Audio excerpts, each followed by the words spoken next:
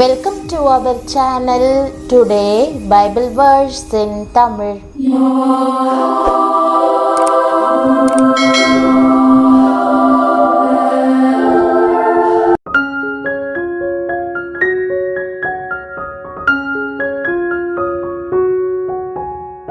இன்றைய வசனம் சங்கீதம் 37:23.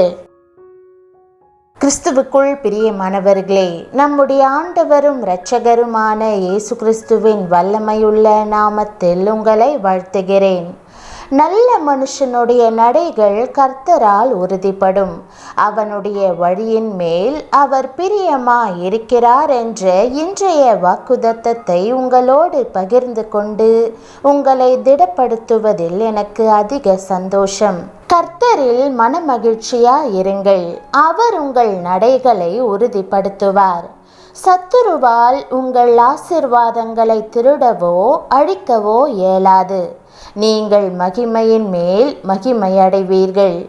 ஒருவருடைய வழிகள் கர்த்தருக்கு பிரியமானவையாக இருந்தால் அவனுடைய நடைகளை அவர் உறுதிப்படுத்துகிறார் என்பதை இந்த வசனத்தின் மூலம் அறிந்து கொள்கிறோம். இந்த வாக்குத்தத்தம் கூறுகிறபடி இன்றைக்கு கர்த்தர் உங்கள் நடைகளை உறுதிப்படுத்துவார். உங்களை யாராலும் அசைக்க இயலாது.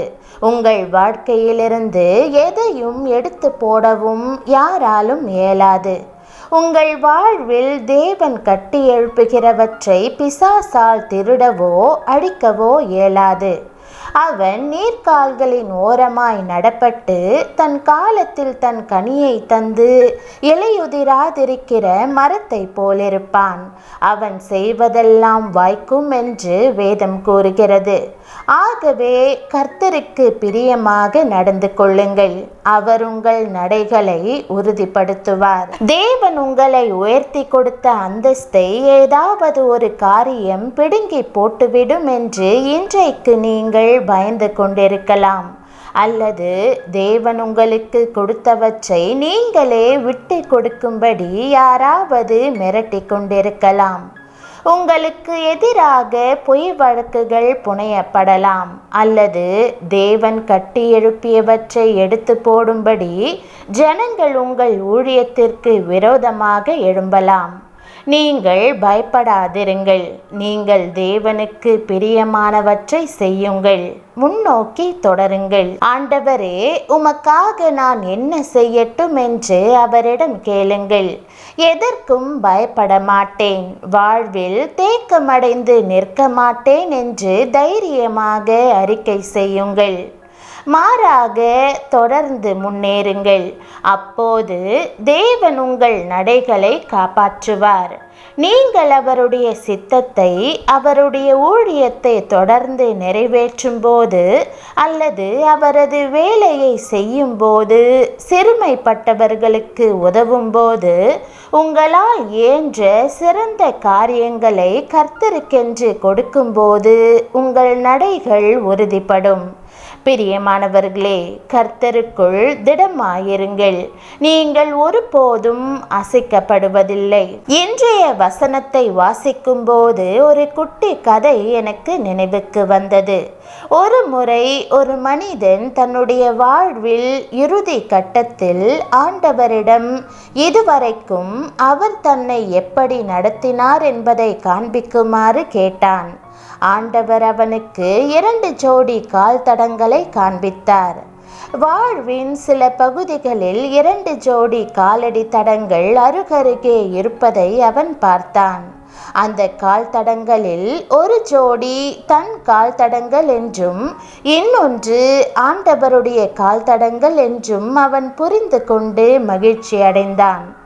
ஆனால் வாழ்வின் இன்னும் சில பகுதிகளில் ஒரு ஜோடி கால் தடங்கள் மட்டுமே இருப்பதை அவன் கண்டு வருத்தமடைந்தான். அவன், ஆண்டவரே, என் வாழ்வில் இந்த கட்டங்களில் மட்டும் நீர் என்னை ஏன் தனியே விட்டுவிட்டீர்? அந்த நாட்களில் நீர் என்னுடன் வரவில்லையா என்று கேட்டான். ஆண்டவர், என் மகனே, அவை உன் கால் தடங்கள் அல்ல, அவை என்னுடைய காலடி தடங்கள். அந்த காலகட்டத்தில் உன்னால் நடக்க இயலாததால் நான் உன்னை என்னுடைய கரங்களில் சுமந்து சென்றேன் என்று கூறினார். அவ்வாறே நீங்கள் நீதியாய் வாழும்போது ஆண்டவர் உங்களோடு உலாவுகிறார். நீங்கள் எங்கு செல்ல வேண்டும், என்ன செய்ய வேண்டும் என்று வழிநடத்தி உங்கள் அடிகளை உறுதிப்படுத்துகிறார்.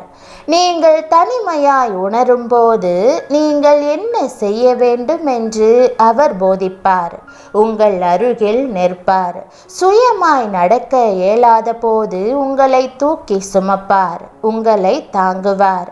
ஆகவே பிரியமானவர்களே, மனம் கலங்காதிருங்கள். நான் தனிமையில் இருக்கிறேன் என்றோ தேவனின் பக்கத்தில் இல்லை என்றோ ஒருபோதும் சொல்லாதிருங்கள். நீங்கள் நீதியாய் வாழ்வதற்கு உங்களை அர்ப்பணித்திருக்கிறபடியினால் தேவன் உங்களுடன் நடந்து நீங்கள் எடுத்து வைக்கும் ஒவ்வொரு அடியையும் உறுதிப்படுத்துவார். ஆகவே நம் காலடிகள் நீதியான வாழ்க்கையின் சுவடுகளாய் பதிந்து மாதிரியாக விளங்கும்படி நீதியுள்ள வாழ்க்கைக்குள் நம்மை வழிநடத்துமாறு இன்று ஆண்டவரிடம் ஜெபிப்போம். ஜெபம். கர்த்தராகிய இயேசுவே, நீர் கொடுத்துள்ள அருமையான வாக்குத்தத்தத்திற்காக உம்மை ஸ்தோத்திரிக்கிறேன். என்னுடைய வாழ்க்கையை உம் அன்பின் கரங்களில் முற்றிலுமாக அர்ப்பணிக்கிறேன். என் வாழ்க்கை எப்போதும் உமக்கு முன்பாக பிரியமானதாக இருக்கட்டும். நான் பின்பற்றும்படி உம்முடைய அடிச்சுவடுகளை விட்டு சென்றதற்காக உமக்கு நன்றி செலுத்துகிறேன். உம்முடைய பாதை அசையாதது, அது வெற்றியை நோக்கி என்னை வழிநடத்தும். உம்முடைய சித்தத்தை அறிந்து கொள்ள நான் விருப்பமாயிருக்கிறேன். ஆண்டவரே, நான் உம்முடைய அடிச்சுவடுகளில் நடக்கும்படி அவற்றை பார்க்க உதவி செய்யும். என் வாழ்க்கையில் உம் சித்தம் மாத்திரமே நிறைவேறட்டும். என்னுடைய பலன் குன்றும் போதும் என் அடிகளை நீர் பற்றி பிடிப்பதற்காக உமக்கு நன்றி. வாழ்க்கையில் எந்த நிலையிலும் நான் வழுவி போக நீர் அனுமதிக்க மாட்டீர். நான் ஸ்திரமாக நடக்கும்படி நீர் உமது கால்களில் ஏற்றுக்கொண்ட காயங்கள் மூலமாக விலைக்கிரயம் செலுத்தியுள்ளதற்காக உமக்கு நன்றி.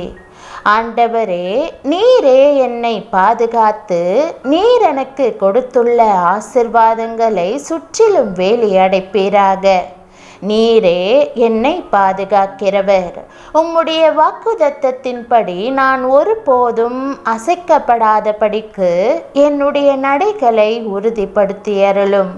எல்லா சூழ்நிலைகளிலும் எனக்கு ஜெயத்தை கொடுத்து உம்முடைய நாமத்தை மகிமைப்படுத்தியருளும்.